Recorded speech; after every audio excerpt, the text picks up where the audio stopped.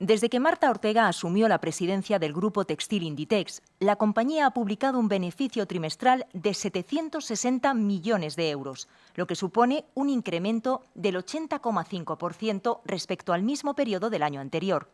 Además, en su llegada a la dirección, comenzó con un sueldo de 1 millón de euros anuales. Conocemos esta información unas horas después de saber que el PSOE ha rechazado la propuesta de Podemos de crear un impuesto de grandes fortunas, alineándose con PP, Vox y Ciudadanos para evitar aprobar esta propuesta de sus socios de gobierno.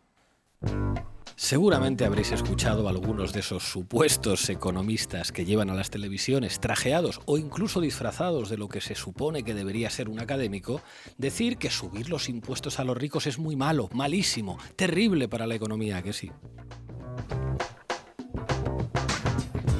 Entre ellos destaca Daniel Lacalle, un propagandista de la religión neoliberal que ha recorrido los platós de casi todas las televisiones vestido de experto en economía. Si escribís en Google su nombre y añadís impuesto a los ricos, encontraréis muchas entradas y titulares en los que Lacalle habla de la mentira de los impuestos a los ricos, critica el truco de subir los impuestos a los ricos o afirma sin recato que el impuesto a los ricos es un subterfugio que le sirve a la izquierda para esquilmar a las clases medias. Ya, Lacalle, el economista. Ahora probad a hacer otra cosa. Escribís simplemente Daniel Lacalle en Google Noticias. Lo primero que aparece es un artículo del periodista Diego Larruy en el diario.es titulado «Las primeras 70 páginas de la tesis doctoral de Daniel Lacalle están copiadas de otros autores». Vaya, vaya, vaya con el economista contrario al impuesto a los ricos. El caso es que el economista Daniel Lacalle defendió su tesis doctoral a finales de 2016 en la muy prestigiosa Universidad Católica de Valencia San Vicente Mártir. El artículo de Larruy en el diario.es, que se apoya en el examen que han hecho de la presunta tesis doctoral varios especialistas académicos, es absolutamente demoledor. Cualquiera que haya hecho una tesis doctoral, que por cierto es algo más complicado de lo que se creen algunos periodistas que renunciaron a ser doctores porque era poco para ellos, como mi querido Pedro Ballín. Decía que cualquiera que haya hecho una tesis doctoral sabe que ningún director de tesis serio habría permitido que el manuscrito de Lacalle pudiera llegar a defenderse ante un tribunal, y que si los miembros de ese tribunal se hubieran leído la tesis no deberían haber permitido que el candidato adquiriera el grado de doctor. Si se la leyeron y lo permitieron, la cosa es aún peor. Es indudable que el caso de la tesis de Lacalle está dejando a la Universidad Católica de Valencia San Vicente Mártir a la altura de los másteres del PP-Universidad Rey Juan Carlos. Por cierto, igual no estaría mal hacer caso a los estudiantes de la Rey Juan Carlos y cambiarle de una puñetera vez el nombre a la universidad, porque vaya bochorno. Pero a lo que vamos. El caso de la tesis Lacalle deja a las claras la estafa mediática que supone presentar a tipos como este como economistas o expertos en algo, cuando básicamente lo que hacen es defender los intereses de los ricos con argumentos que pretenden disfrazar de argumentos técnicos.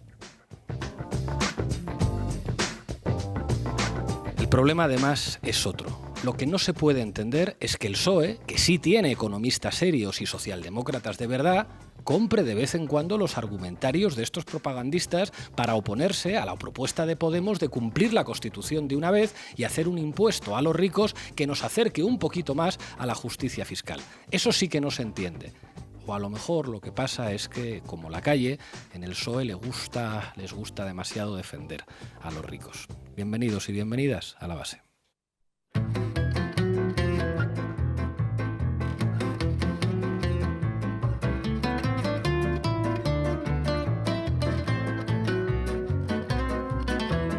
La Base, de lunes a jueves en Público. Bueno, hoy en La Base hablamos de la propuesta de Podemos del impuesto a los ricos, que no ha gustado al Partido Socialista. Los datos, como siempre, nos los trae Sara Serrano. ¿Qué tal, compañera? ¿Qué tal, Pablo? Buenas tardes. Y para analizar lo que dicen o lo que no dicen los poderes mediáticos al respecto, como siempre, Manu Levín. ¿Qué tal, Pablo? ¿Cómo estás? Hoy vamos a entrevistar además a Ione Belarra, secretaria general de Podemos y ministra de Derechos Sociales y Agenda 2030, para que nos explique la propuesta. Por supuesto, hemos contactado con el PSOE para que nos dieran sus argumentos. Nos han dicho que hoy estaban todos y todas en el PSOE pendientes de la comparecencia del presidente y básicamente que contigo no, bicho. Y en nuestra mesa de análisis contaremos con la profesora de Economía de la Universidad Complutense, Yana Franco. Yana, muchas gracias por acompañarnos. Hola Pablo, hola Sara, Manu, encantada como siempre. Y para terminar, el machistómetre con Carla Galeote. Arrancamos, Lolo. La base de datos. Buenas tardes, Sara. Buenos días en América Latina. Hoy quería empezar dando una serie de datos inequívocos sobre el tema de la fiscalidad. España está muy lejos en términos de justicia fiscal del resto de países de la Unión Europea. La brecha de recaudación con respecto a la eurozona se concreta en un 7,4% del Producto Interior Bruto.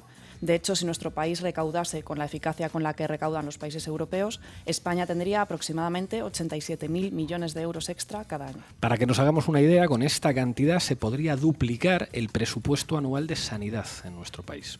Más datos. Además, el fraude fiscal en España es un 65% mayor que la media europea. Se evaden 31.800 millones de euros de más.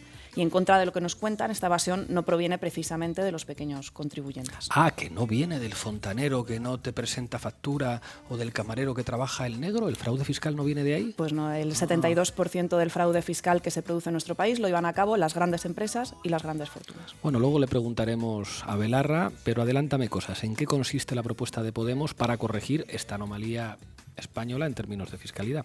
Pues la propuesta de ley de Unidas Podemos, que ha sido rechazada por el PSOE, proponía gravar a las fortunas de más de 10 millones de euros. Por contextualizar, según la última estadística disponible, hay menos de 8.000 declarantes del impuesto de patrimonio con más de 6 millones de euros. Muy interesante. Y para que nos hagamos una idea de lo que supone tener 10 millones de euros, una persona que cobre el salario mínimo debería trabajar 714 años para reunir esta cantidad. 714 años. Básicamente, alguien que no cuente con duques o condes en su genealogía tendría que acumular todos los salarios de sus antecesores más o menos hasta el año 1300. Pues y además los ricos son cada vez más ricos y esto nos está traduciendo en una mayor contribución fiscal. En los últimos 15 años el patrimonio de los declarantes del impuesto de patrimonio ha aumentado un 36%, pero la recaudación del impuesto no ha aumentado tampoco de la misma manera. El impuesto que propone Podemos busca además que no sea bonificable por las comunidades autónomas. Esto se hace para evitar que regiones como Madrid sigan siendo un paraíso fiscal para las grandes fortunas. En Madrid, Ayuso perdona cada año 1.000 millones de euros a los 20.000 madrileños y madrileñas con mayor patrimonio. Regalos fiscales a los ricos que aumentan la desigualdad y degradan cada vez más los servicios públicos.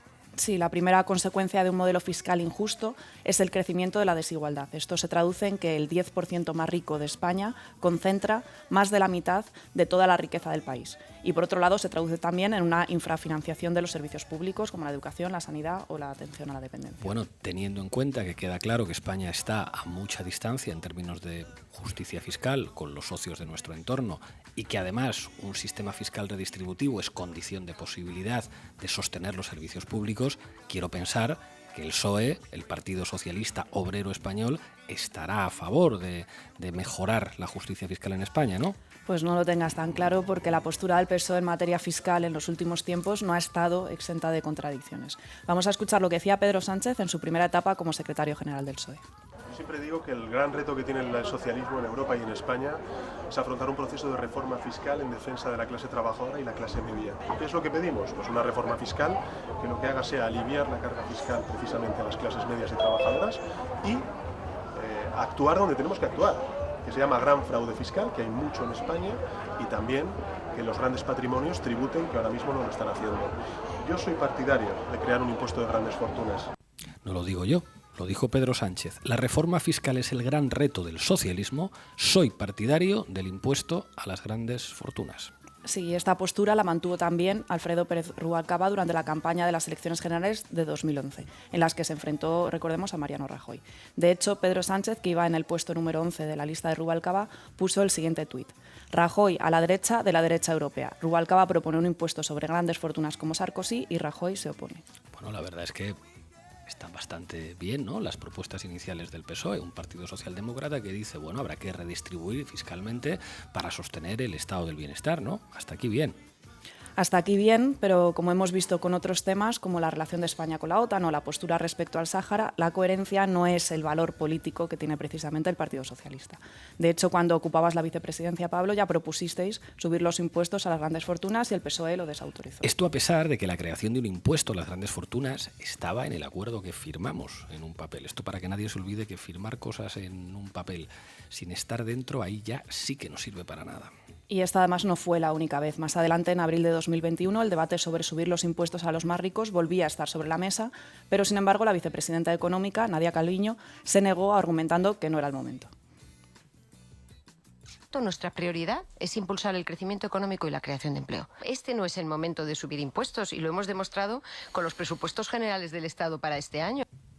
Bueno, y ayer el PSOE, junto al PP, junto a Vox, junto a Ciudadanos, al PNV y a PDeCAT, volvía otra vez a rechazar la propuesta de Unidas Podemos de subir los impuestos a las grandes fortunas. Es que ya sabéis que hay un PSOE para las campañas electorales y un PSOE para gobernar, sobre todo cuando están solos.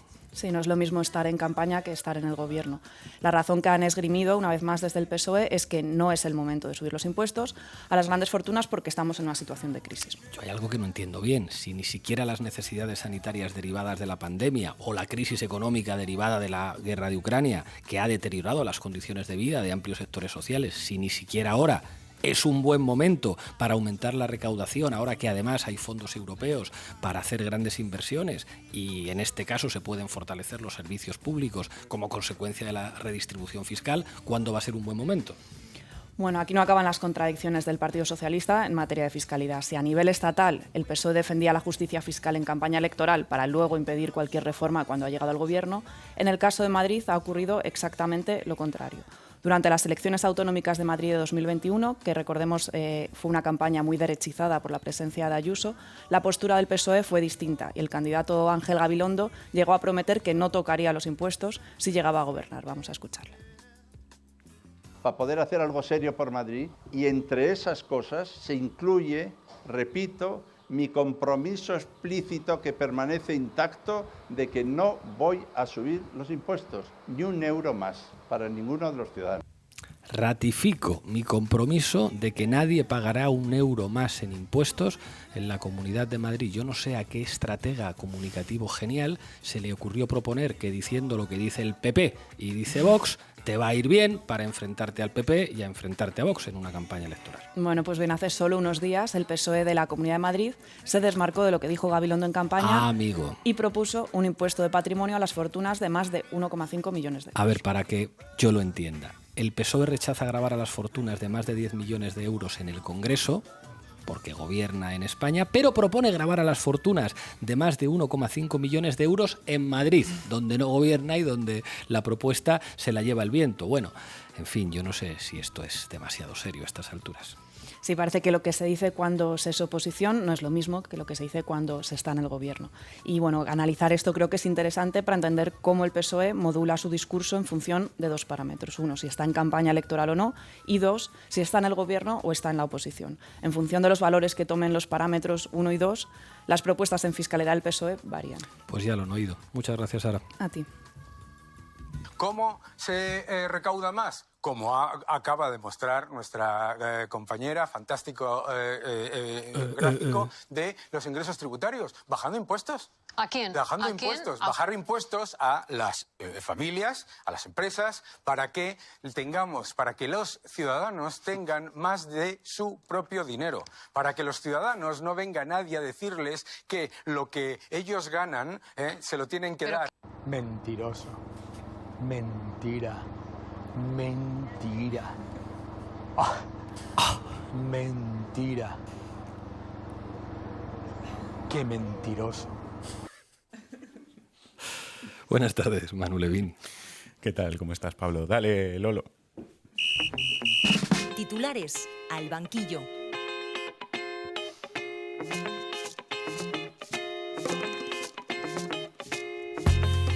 Bueno, como os podréis imaginar, el rechazo del PSOE junto con la derecha a que los ricos paguen más impuestos no ha encontrado que digamos un gran eco en los medios de comunicación. Ninguno de los diarios en papel de ámbito estatal lo lleva a su portada y tampoco los digitales. Solo Lu Noticias dedica su portada a este tema. Y dentro de esa cobertura escasa, que era de esperar que fuera así, sí que hay algunos contenidos sobre esto en varios medios de comunicación, así que vamos a ver algunas noticias de la prensa, analizando los titulares, y después vamos a ver también algo de la radio y la televisión. Pues vamos con ello. ¿Qué tenemos?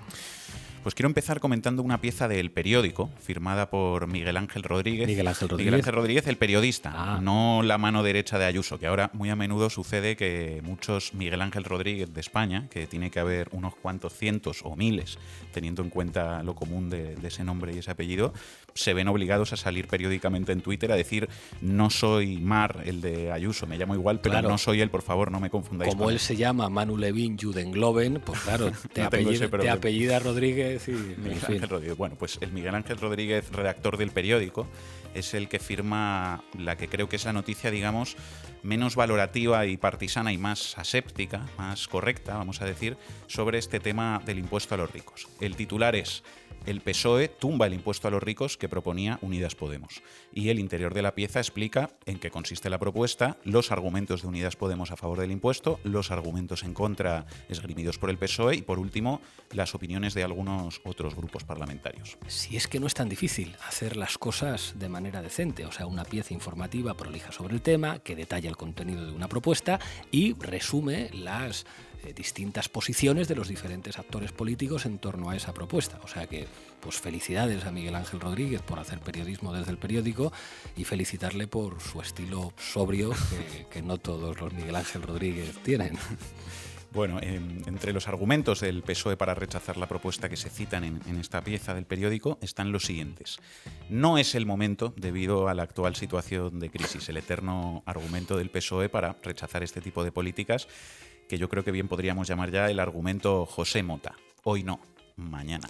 Que podríamos decir: hoy no se fía, mañana sí. Que los ricos paguen lo que les toca, sí, pero hoy no. Ya si eso, mañana. Y así llevamos 40 años, desde que se construyó el Piruli. 40 años y subiendo.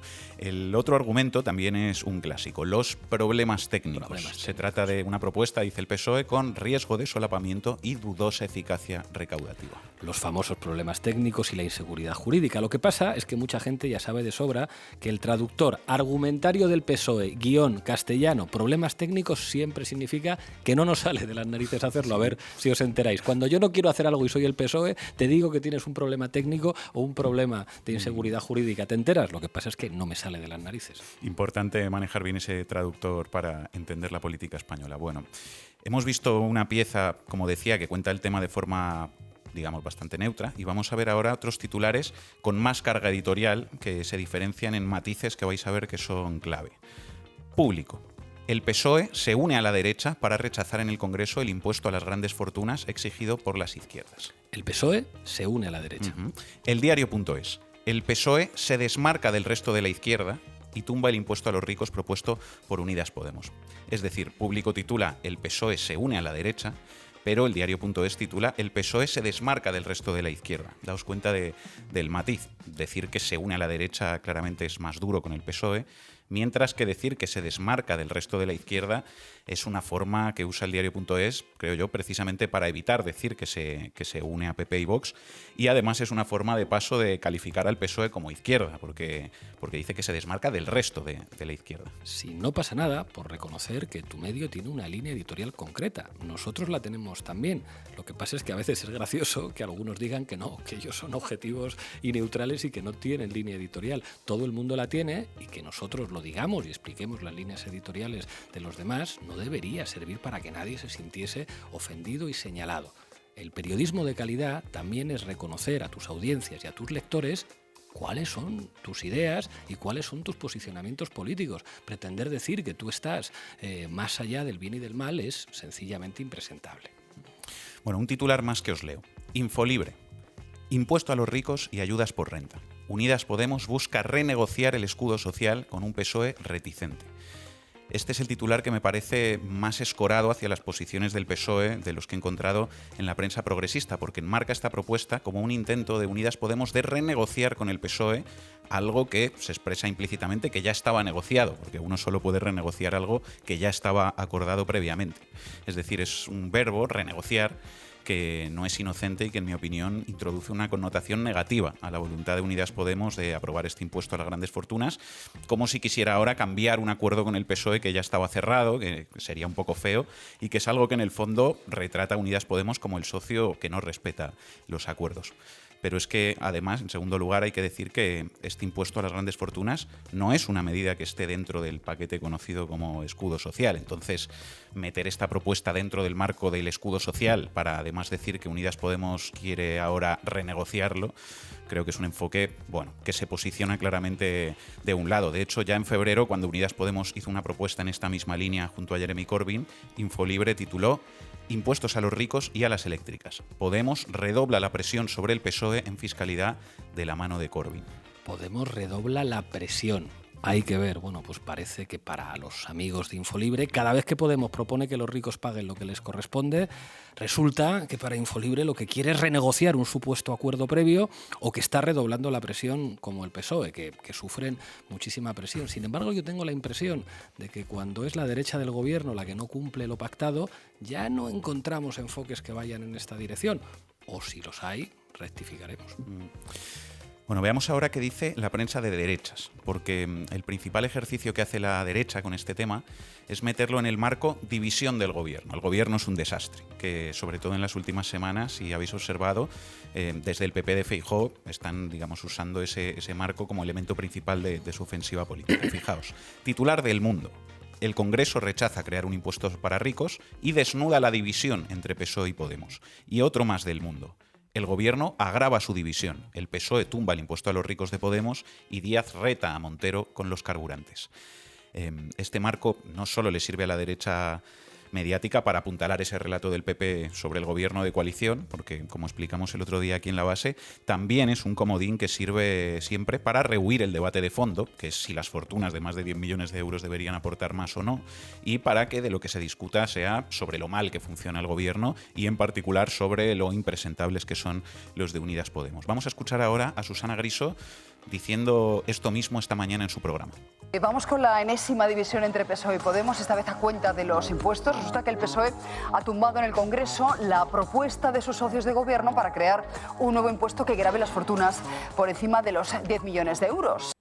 Y el rótulo que ponía en pantalla reforzaba esta manera de enmarcar el tema. División PSOE-Podemos, se podía leer mientras se comentaba este asunto. Por lo demás, en el matinal de A3 Media han despachado el tema entre críticas a la propuesta, echando mano también de los clásicos de la derecha para oponerse a una mayor justicia fiscal. Son muy pocas las fortunas de más de 10 millones de euros en nuestro país, no nos engañemos. Lo que pasa que, en fin, yo creo que esto es el chocolate del loro. Pero te digo una cosa, lo que te van a decir estos grupos políticos es que lo que consigues, digamos, legislando contra las grandes fortunas es que se vayan a Portugal, que también es un país progresista, ¿no? Y que poco más. Pero, oye, y 9 millones también es un dinero, o sea, que a partir y 8 también. Entonces, con 8 ya no. No, mira, esto es una medida de este tipo que nos tiene acostumbrados Podemos habitualmente. Propagandístico. Pues propagandística, para quedar bien, para vender que nosotros estamos... Aquí tenemos un impuesto de patrimonio que la mayoría de países europeos, ya que se fija tanto en nuestro entorno, no tienen. O sea, partamos de esa base, aquí ya existe. Y hay un gravamen para las grandes fortunas. O sea, yo creo que Susana Griso y sus tertulianos se han ganado por su esfuerzo que los ricos de este país les hagan pertenecer a ese club de los 1000 que tienen más de 10 millones de euros. A lo mejor están en ese club. Susana no pertenece claro, a ella. Porque si conociéramos los sueldos de la gente que te está hablando todos los días ante millones de espectadores, a lo mejor la gente entendería por qué defienden lo que defienden. En realidad hay muy pocos ricos. ¿Qué más da que paguen o no? Además, si les decimos que paguen, se irán a Portugal. Pobres ricos. ¿Y por qué a partir de 10 millones y no a partir de 8 o de 7? La propuesta está mal. Además, los ricos ya pagamos mucho. Siguiente tema. Hablemos de ocupas y de menas. Tiene la palabra OK Diario. Bueno, vamos a escuchar un corte más de la radio, porque la derecha mediática no es la única que enmarca este tema en clave división en el gobierno. En este argumento, la derecha también encuentra un buen aliado en la progresía mediática. Cadena SER esta mañana. Y ayer hubo otro debate en el Congreso que volvió a mostrar esos puntos de fricción, esos puntos de desacuerdo entre los socios del gobierno de coalición, porque el PSOE se descolgó de la propuesta de Unidas Podemos sobre el impuesto para las rentas más altas. Sí, lo que pretendía Podemos era iniciar el trámite para la creación en concreto de un impuesto a las grandes fortunas que grave a nivel estatal y no autonómico los bienes que suman más de 10 millones de euros. La iniciativa con la que Unidas Podemos también pretendía presionar al ala socialista del gobierno para que saque del cajón esa reforma fiscal prometida por el Ministerio de Hacienda y que, como recordó el portavoz Txema Guijarro, está paralizada a raíz del shock económico provocado por la guerra. Esa propuesta, el debate, no sirvió para que la medida saliera adelante, pero sí para evidenciar esas discrepancias en el seno del gobierno de coalición que, por ejemplo, reprochó desde el PSOE la portavoz Patricia Blanquer. Porque lo único que consigue hoy en este debate simplemente es permitir que la derecha diga falsedades y que además haga un discurso totalmente populista. En fin, discrepancias, división, presionar al PSOE, el pack completo esta mañana en la SER. Esto es muy importante escucharlo, amigos y amigas de la base, porque no solo el PP está construyendo el argumentario de que funciona mal el gobierno de coalición. También el Partido Socialista y sus apoyos mediáticos están construyendo ese relato. Y sabéis por qué esto es muy importante que lo anticipemos, porque seguramente cuando pasen las próximas elecciones, si hay una mayoría progresista otra vez, y si esa mayoría suma para gobernar, ¿pensáis que el PSOE va a defender un gobierno de coalición? No. Van a defender un gobierno en solitario porque dirán que la coalición funcionó mal. O en todo caso, un gobierno en solitario con figuras independientes a su izquierda, pero en cualquier caso dejando claro que Podemos no puede estar en esa coalición precisamente para que no ocurran todas las cosas que en esta legislatura han ocurrido y que al PSOE no le han gustado que ocurran. Es muy importante que anticipemos los escenarios porque el análisis y la manera en la que se diseñan las escaletas y los argumentos en los medios son una manera de preparar el terreno para objetivos políticos que resultan evidentes. Por eso, la educación mediática es fundamental en el análisis político. Muchas gracias, Manu. No hoy, porque hoy no puedo. ¡Mañana! Yone Belarra, ministra de Derechos Sociales y Agenda 2030, muchas gracias por atender a la base. Un placer estar con vosotros. Habéis propuesto un impuesto a las grandes fortunas, a los que tienen más de 10 millones de euros. Se trata de 1.000 personas. Bueno, ¿en qué consiste este impuesto? Bueno, es un impuesto para súper ricos, para aquellas personas que más tienen en nuestro país y que, sin embargo, ahora no están contribuyendo lo que les corresponde, lo que les tocaría por el dinero que tienen al sostenimiento de los servicios públicos. Así que creo que es ese impuesto que define mejor que ningún otro lo que significa justicia fiscal cuando decimos justicia fiscal. El PSOE está dando diferentes argumentos para oponerse a este impuesto. Uno de ellos ha sido acusaros de mala técnica legislativa a la hora de hacer esta propuesta. ¿Qué tenéis que responder? Que fíjate que llama la atención que precisamente ellos hicieron esta misma propuesta, una muy parecida, en los presupuestos generales del año 2017, cuando enmendaron los presupuestos de M. Rajoy. Así que creo que bueno, cuando hablan de mala técnica legislativa es lo mismo que cuando dicen inseguridad jurídica. Cuando no quieres hacer algo, pues estos son los argumentos que usas. Dan otro argumento y es que dicen que estos 1.000 superricos padecerían una suerte de doble imposición, que estarían pagando dos veces. ¿Qué respondéis a eso? Bueno, aparte de que creo que no está mal que hagan un ejercicio de patriotismo y contribuyan con lo que les corresponde al sostenimiento de los servicios públicos para todos y para todas, a mí lo que me parece es que esto simplemente es falso. Lo que hacemos con este impuesto de patrimonio es que lo que ya has pagado del impuesto autonómico te lo puedas descontar y además, en el caso, por ejemplo, de Madrid, donde nos encontramos con un paraíso fiscal construido por el Partido Popular durante las últimas décadas, como no se paga nada, es imposible pagar dos veces. Así que en este caso sería la primera vez que los súper ricos en Madrid pagan lo que les toca a las arcas públicas. Bueno, de hecho, otro de los argumentos que esgrimen es que esto estaría invadiendo competencias autonómicas. ¿Esto es así? En absoluto, es perfectamente legítimo, legal y creo que es lo más justo, además, en este caso. Y como digo, es complementario con el impuesto autonómico que las comunidades autónomas van a poder seguir definiendo como quieran y como les corresponde además por la legislación española, pero evidentemente el Estado, y sobre todo un Estado comprometido con sus servicios públicos y con la gente más humilde, con la gente trabajadora que sí paga cada mes sus impuestos y nunca se puede escaquear de pagar lo que le toca, pues tiene que hacer su parte. Y yo creo que en este caso el Estado está haciendo dejación de funciones porque no está equilibrando la balanza fiscal y estábamos permitiendo, bueno, pues que por ejemplo en el caso de la crisis de la COVID-19 y de la crisis de Ucrania, en este país los ricos y los superricos no estén contribuyendo en nada al sostenimiento ni a ninguna de las medidas que hemos desplegado para proteger a la gente. Todo ha sido a pulmón, a base de recursos del Estado y a base de fondos europeos. Creo que ya es hora de que en una situación tan difícil como la que está viviendo nuestro país hagan un poco de patriotismo y arrimen el hombro. Bueno, de hecho, se está diciendo algo que yo creo que es difícil de entender en este contexto, que es el ahora no toca, que es un argumento clásico diciendo ahora, con esta situación que tenemos de guerra, no toca pedirle más esfuerzo fiscal a los más privilegiados. ¿Qué respondéis a este argumento? Que precisamente es al contrario, que hemos sostenido con fondos públicos que básicamente ahora provienen principalmente de las clases trabajadoras y de las clases medias, de las pequeñas y de las medianas empresas, que por ejemplo en el caso del impuesto de sociedades, que ya propusimos el año pasado en la negociación de presupuestos que se incrementara bastante para las grandes empresas, pues una pequeña y una mediana empresa, un trabajador o una trabajadora por cuenta ajena, pagan el 15, el 16% de impuestos y en realidad una gran empresa no llega al 7%.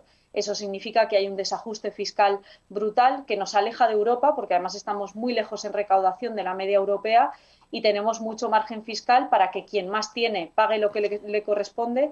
Y creo que si hay un momento en el que España necesita comenzar con esa recaudación fiscal justa es ahora, porque ahora tenemos muchos fondos europeos para abordar transformaciones estructurales, como estamos haciendo, por ejemplo, en materia de dependencia.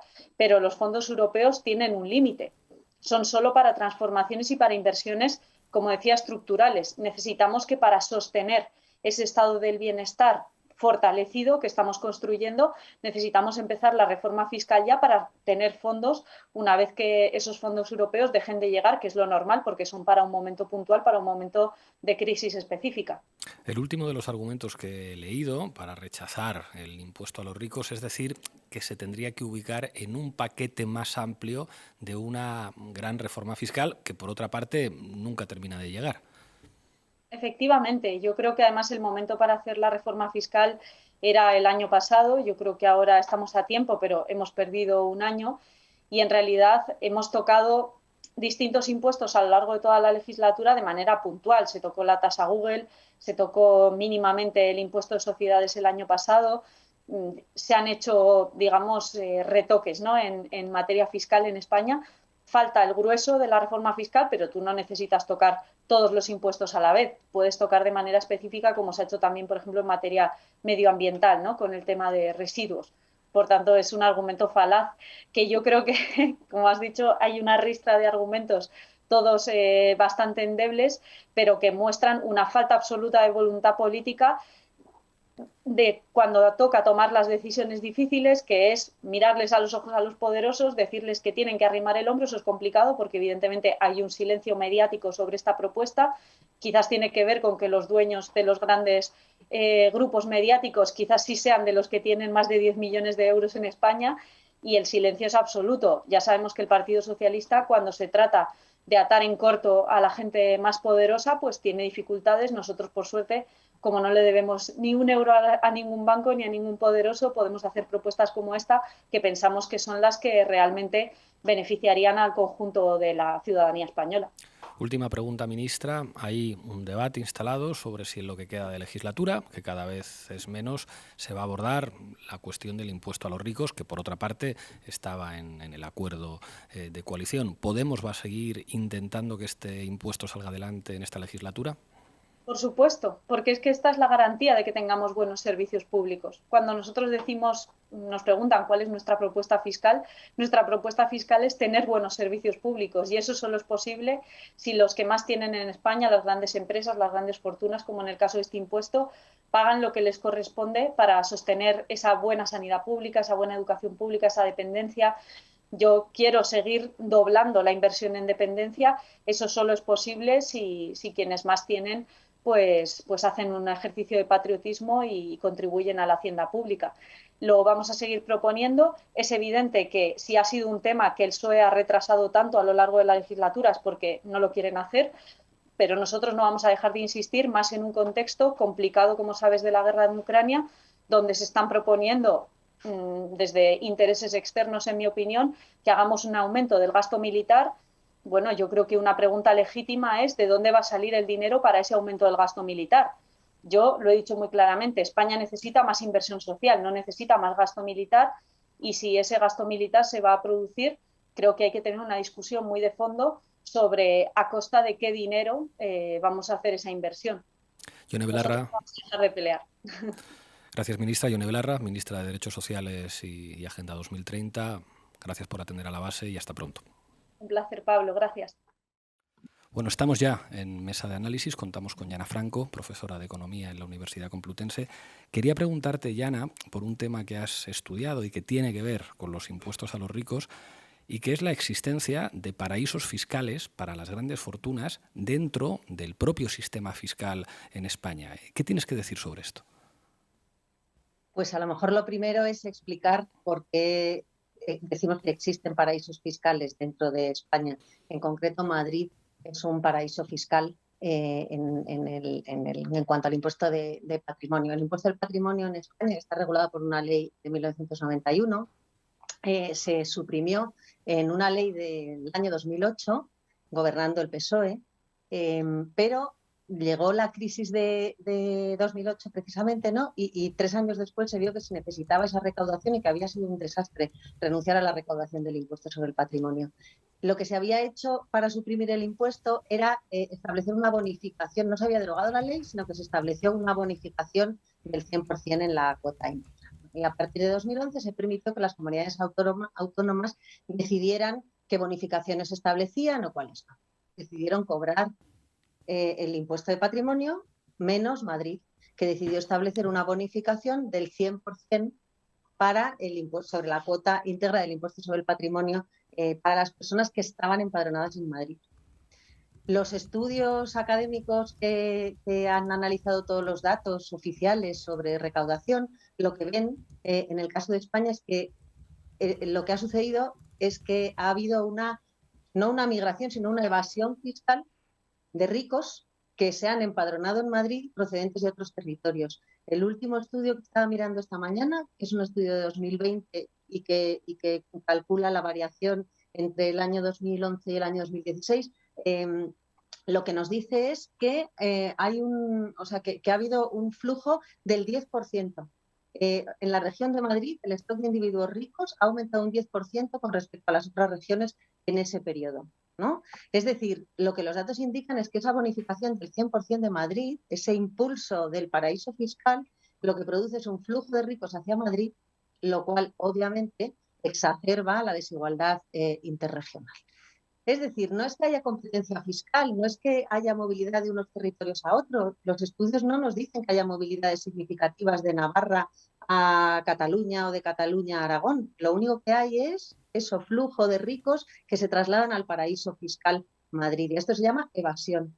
Es decir, millones de euros que se dejan de recaudar y que se dejan de prestar a la ciudadanía como servicios públicos. O sea, que es insolidario la existencia del paraíso fiscal en Madrid, es insolidario desde el punto de vista regional y además es insolidario desde el punto de vista personal, puesto que esos 900 millones, esos 1.000 millones que perdona Ayuso todos los años a los contribuyentes madrileños que deberían tributar por el impuesto de patrimonio, dejan de pagar la educación, las guarderías, dejan de pagar la sanidad, dejan de pagar a nuestros médicos y nuestras médicas, dejan de prestarnos servicios públicos a la ciudadanía. Es decir, con un impuesto a los ricos como el que estaba proponiendo la izquierda del gobierno, se podría evitar que este flujo de sinvergüenzas que ya no solamente tienen la suerte de ganar mucho dinero, sino que están utilizando el paraíso fiscal de Madrid para venirse aquí y no pagar lo que les corresponde para que después haya servicios públicos que ellos también usan. Sí, eso es así. Es que además el impuesto El impuesto que ha propuesto en esta proposición de ley el Grupo Parlamentario Unidas Podemos es un recargo. Y yo no sé si también se entiende en qué consiste. No es un impuesto nuevo, no es establecer otro impuesto, no es viene Unidas Podemos con otro impuesto, no. Es establecer un recargo, un plus sobre el impuesto de patrimonio que ya existe para que quienes ganen más de 10 millones paguen un recargo con lo que ya estaban pagando. Es decir, si al final la cuota no les sale a pagar, pues se deduce, no hay doble imposición. Lo que tú ya has pagado por el impuesto de patrimonio, si cubre lo que tenías que pagar, pues perfecto, no tienes que pagar este recargo. Y si no, si realmente tienes más de 10 millones y cumples los supuestos que hacen que tengas que pagar, se te añaden. Por lo tanto, es un impuesto que no es aumentar los impuestos a las familias españolas o a las familias madrileñas, ¿no? Se está atacando también la propuesta, que me hace gracia, perdonad, pero desde el punto de vista de la técnica tributaria, se dice que supone doble imposición y se dice desde Madrid. No, es que esto supone doble imposición, volver a gravar el patrimonio. Pero vamos a ver, si estamos hablando de un recargo, no hay doble imposición. Pero es que además en Madrid, si hay una bonificación del 100% y lo que estás pagando es un 0%, ¿dónde está la doble imposición, no?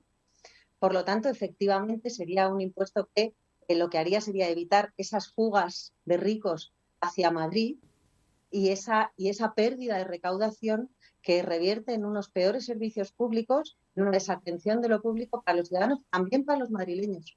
No solo no solo un desequilibrio territorial, es que también nos perjudica a las personas madrileñas que tenemos menos acceso a los servicios públicos. Yana, te quería preguntar también por un mito muy extendido, además, no solamente en España, en todo el mundo se repite un mantra de si usted, digamos, aplica medidas de redistribución fiscal, de justicia fiscal, los ricos, que son imprescindibles para la economía, van a huir todos. O sea, ¿qué dicen los economistas a propósito de esto? Pues me encanta, como dicen los expertos, economistas, me encanta que me hagas esta pregunta porque además es algo que yo explico en clase y que me da mucha rabia cuando escucho todos estos mitos que se dan por hechos, ¿no? A ver, el miedo a que subir el impuesto de patrimonio haga que se vayan los ricos del país no está fundamentado, es una mentira. O sea, no existe ese supuesto fenómeno de migración de ricos a nivel internacional. Y se estudia y está estudiado y está demostrado, ¿no? Las investigaciones que han analizado la movilidad de los individuos ricos y de los activos financieros, la riqueza offshore, en el contexto de volatilidad económica y geopolítica en el que estamos ahora, y también un contexto de aumento de la desigualdad de ingresos, por cierto, y de alta concentración de riqueza, lo que ven es que hay una relación más directa entre la desigualdad en el país de origen y la riqueza offshore que entre el nivel de impuestos y la riqueza offshore. Es decir, los ricos se van de países en los que hay mucha desigualdad, no países en los que hay tributaciones exigentes de patrimonio. De hecho, he encontrado estudios también que demuestran que hay determinados países con una fiscalidad elevada, por ejemplo, en los países escandinavos, donde los ricos mantienen un porcentaje relativamente bajo de su riqueza en el extranjero. Y claro, esto va totalmente en contra de la afirmación de que impuestos elevados siempre impulsan a los individuos a enviar su riqueza fuera, ¿no? Que es lo que se nos quiere hacer creer y se repite como un mantra y como si fuera una ley económica probada, que es que no es verdad, ¿no?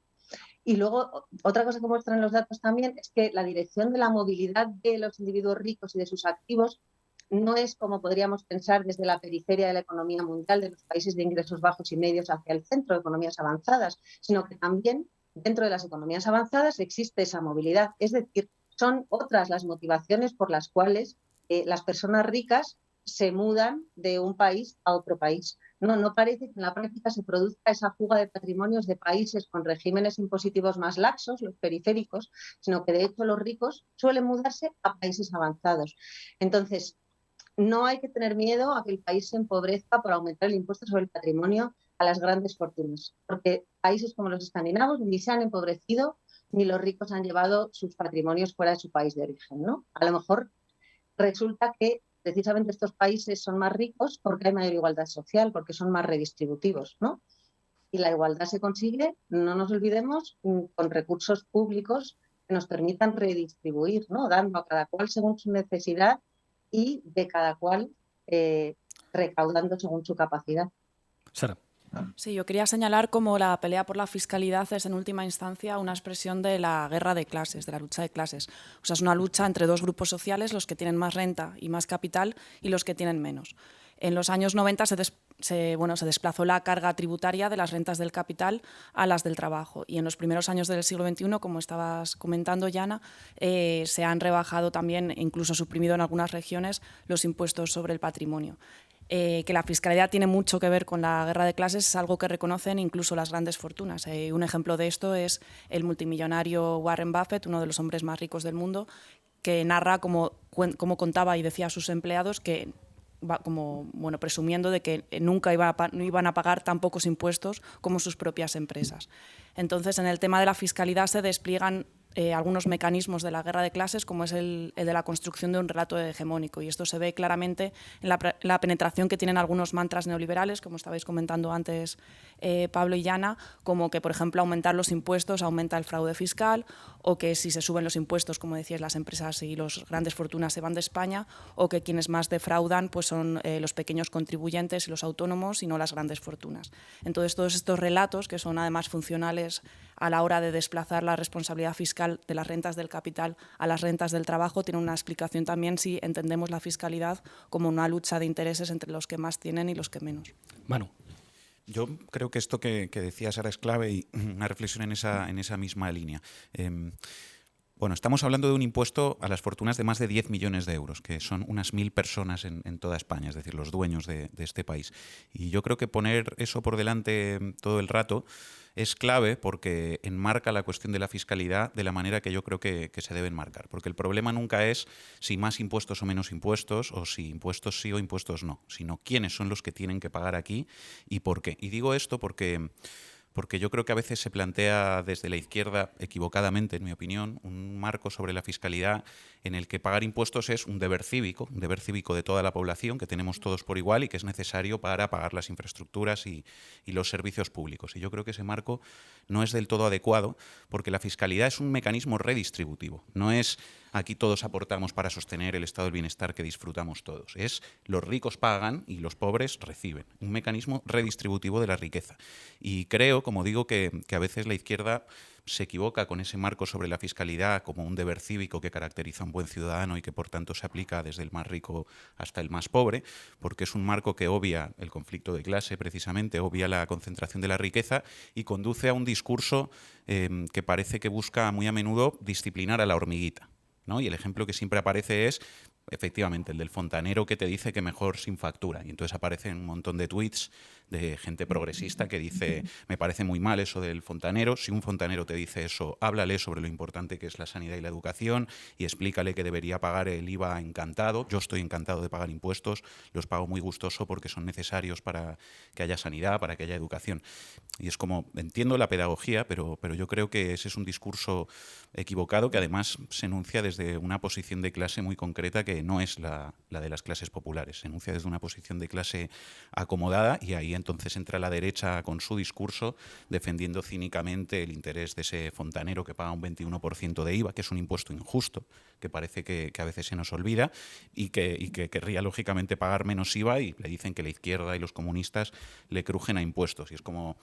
No, o sea, entiendo la pedagogía que algunos quieren hacer sobre la importancia de los impuestos, pero yo creo que no hay que dejarse meter en ese marco, y lo siento por decirlo así, pero a mí el fontanero que te dice que mejor sin factura me da absolutamente igual, o el trabajador que gana el salario mínimo, es que ese no es el problema, y la izquierda creo que no debe construir un discurso de disciplinamiento de la hormiguita que paga un 21% de IVA y, digamos, de golpear en la cabeza con su moral progresista de clase media alta al que ocupa el último eslabón en la estructura económica. Aquí los que tienen que pagar son los que lo tienen todo y los que no tienen nada tienen que recibir en forma de servicios públicos, en forma de pensiones, etcétera. Para mí esa es la lógica correcta, porque de lo que se trata es de redistribuir la riqueza. Eso es la fiscalidad, un mecanismo de mínimos, por cierto, para redistribuir la riqueza de un país. Entonces, claro que todo el mundo tiene que aportar aquí, por supuesto, desde el que más tiene el que menos, pero yo creo que convendría no perder nunca esa perspectiva. Ahí, si me permitís, antes de devolverle la palabra a Yana, una reflexión que va en esta dirección.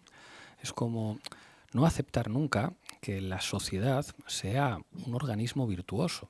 Porque porque muchas veces se nos dice una sociedad en la que los ricos cooperan con los pobres y todos desde nuestra posición cooperamos y hacemos lo que nos toca a cada uno, es una sociedad que funciona. Y es como, mire usted, las sociedades no son así. Las sociedades están determinadas por el conflicto. Es imposible imaginar una sociedad en la que los ricos vayan a estar encantados de colaborar con gente modesta, porque la gente piensa y define sus objetivos vitales en función de sus posiciones de clase, no solamente de eso, y eso lo hemos analizado 1000 veces aquí hablando de la ideología, pero es absurdo defender que vivimos en una sociedad virtuosa en la que todo sería estupendo si convencemos a los ricos de que tienen que pagar impuestos y los que tienen una posición social distinta están también muy contentos. Esto va de intereses y hay que defenderlo así. Yo creo que hay que naturalizar que los ricos, aunque haya excepciones, o sea, aunque haya ricos con un sentido de la moral muy especial y que estén encantados de pagar impuestos y que dediquen su dinero a hacer cosas maravillosas, es muy difícil que esa sea la regla y que esa sea la norma. En general, pues a los ricos les molesta la regulación, tratan de pagar los menos impuestos posibles y ahí están los datos. Pues si tienen que asumir un salario mínimo más alto, pues no les suele gustar y les suele molestar, y no pasa nada por reconocer que cuando tú haces una reforma fiscal, eso no puede ser conciliar diferentes intereses, sino que tú tienes que representar una serie de intereses concretos. Cuando hay una reforma laboral acordada por la patronal y por los sindicatos, no es que la patronal y los sindicatos se hayan puesto de acuerdo porque son geniales, sino que básicamente han medido fuerzas y han llegado a la conclusión de yo no te voy a apretar por aquí porque si te aprieto mucho por aquí tú me vas a apretar por acá. Entonces, asumir esa lógica del conflicto es clave para que nos dejen de tomar el pelo. Y esto sirve para que la gente entienda. Vamos a ver. Si los dueños de A3 Media son quien son y los dueños de Mediaset son quien son, ¿cómo van a permitir que sus periodistas defiendan una reforma fiscal que les va a perjudicar? Es decir, pues claro que van a decir que ellos son periodistas y que ellos nunca defenderían algo en lo que no creen. Y entonces, pues para justificar tu salario, dicen, no, si es que yo creo lo mismo que cree mi patrón. Bueno, pues es normal que digan eso. O sea, es lógico que un presentador de A3 Media no reconozca públicamente que defiende los intereses de los propietarios de la compañía. Pero una cosa es que esa persona no lo reconozca y que compre los argumentos de Daniel Lacalle o cualquier Biblia neoliberal que le venda un vendedor de crecepelos, y otra cosa es que la gente no tenga la educación mediática y política suficiente para entender que claro que esto va de intereses y que el problema en última instancia de que no se haga un impuesto para que los ricos paguen más es que los ricos tienen mucho poder para imponerle a determinados medios de comunicación y a determinados partidos que no se haga algo que en términos de eficiencia económica para la mayoría de los ciudadanos iba a funcionar bien. Por eso yo creo que es muy importante, y por lo que decíais, no caer en las pedagogías del adversario, que te dicen, no, pero si es que en última instancia vamos a convencer a los ricos de que sean patriotas. No les vamos a convencer en la vida. Los ricos nunca han estado de acuerdo ni con el sufragio universal, ni con que votaran las mujeres, ni han estado de acuerdo con que existiera la legislación laboral, ni han estado de acuerdo con que existiera el salario mínimo. Puede haber excepciones, y puede haber excepciones muy valiosas, pero en general los avances democráticos se han conseguido imponiendo a las minorías que sus privilegios se tenían que ir convirtiendo en derechos. Eso es básicamente la democracia, que la mayoría imponga a una minoría que lo bueno para ellos va a tener que ser lo bueno para todos, que lo de tener una casa decente, una sanidad decente y una educación decente no puede ser el privilegio de una minoría, sino que tiene que ser un derecho de todos. ¿Y cómo les va a gustar eso a priori? Eso es muy complicado. Yo creo que esta pedagogía política es básica. Yana.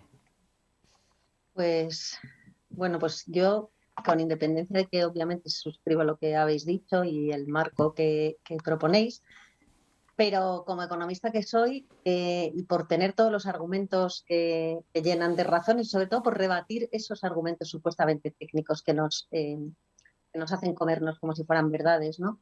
Es que, quiero decir, incluso aunque vayamos al ángulo de la eficacia de este recargo, no podemos decir, sí, lo que decís es muy bonito, la justicia social está muy bien, pero es que luego al final los ricos se van. Que no se van. Quiero decir, a ver, Amancio Ortega ni siquiera para evadir el impuesto sobre el patrimonio, que en Galicia no es del 0% como en Madrid, se ha empadronado en Madrid, él sigue empadronado en La Coruña.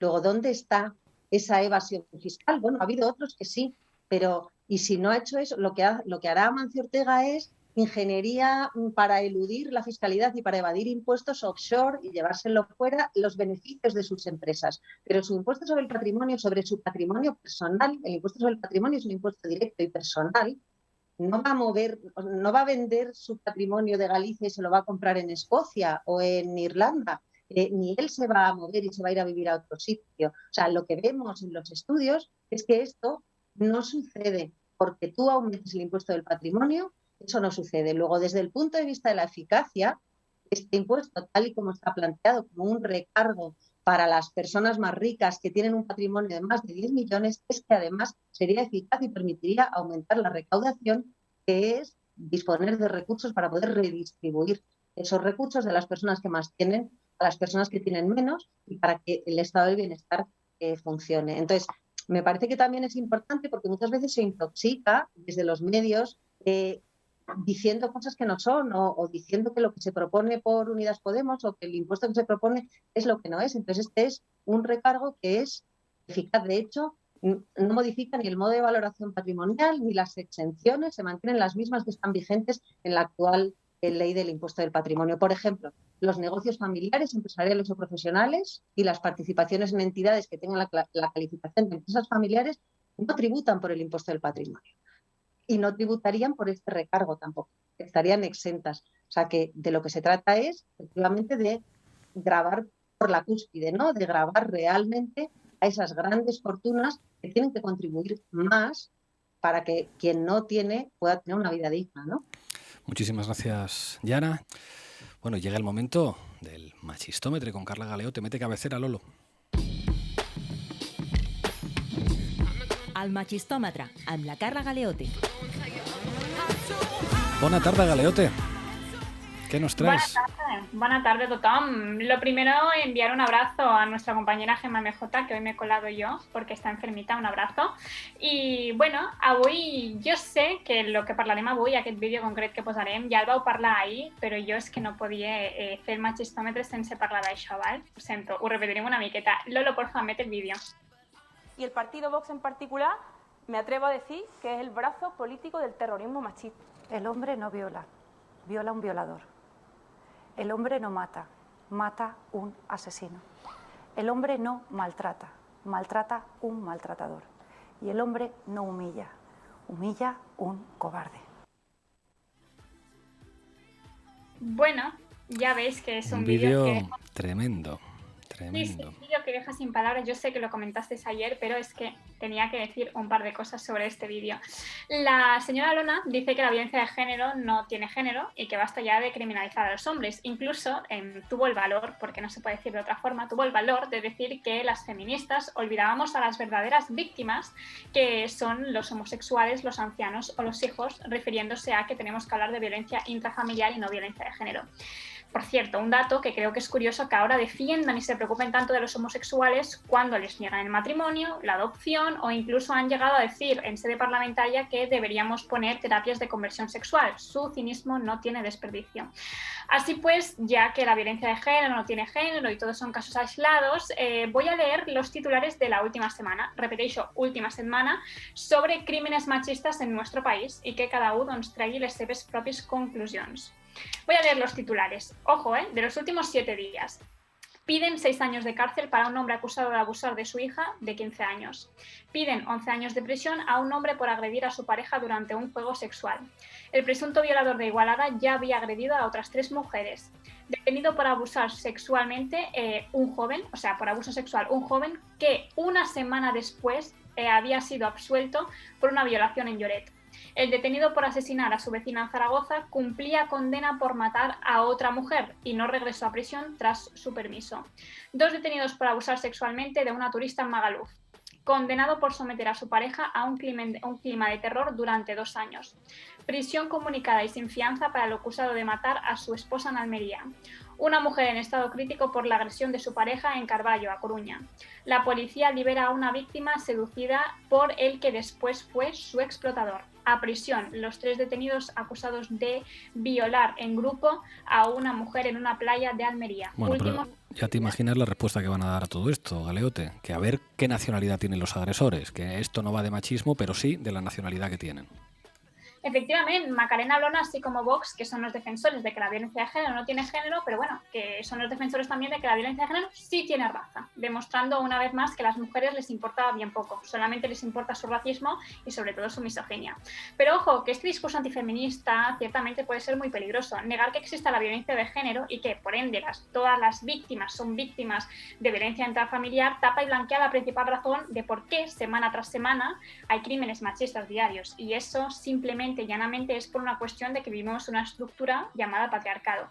Estas noticias que he dicho anteriormente, lo vuelvo a repetir, han sucedido en los últimos 7 días, la semana pasada, y no criminalizamos a todos los hombres, y no creemos que todos sean unos maltratadores, ni que son todos unos violadores, pero la realidad expone claramente que sí hay suficientes hombres que lo son para crear políticas concretas, leyes concretas y sobre todo una protección concreta hacia las mujeres que diariamente sufren la violencia machista. Y ustedes, señores de Vox, que se creen que son el partido que defiende a las mujeres por querer la prisión permanente revisable en vez de querer prevención y sensibilización, no se confundan, no son el partido de las mujeres, son el partido que blanquea la violencia ejercida hacia las mujeres por el hecho de serlo.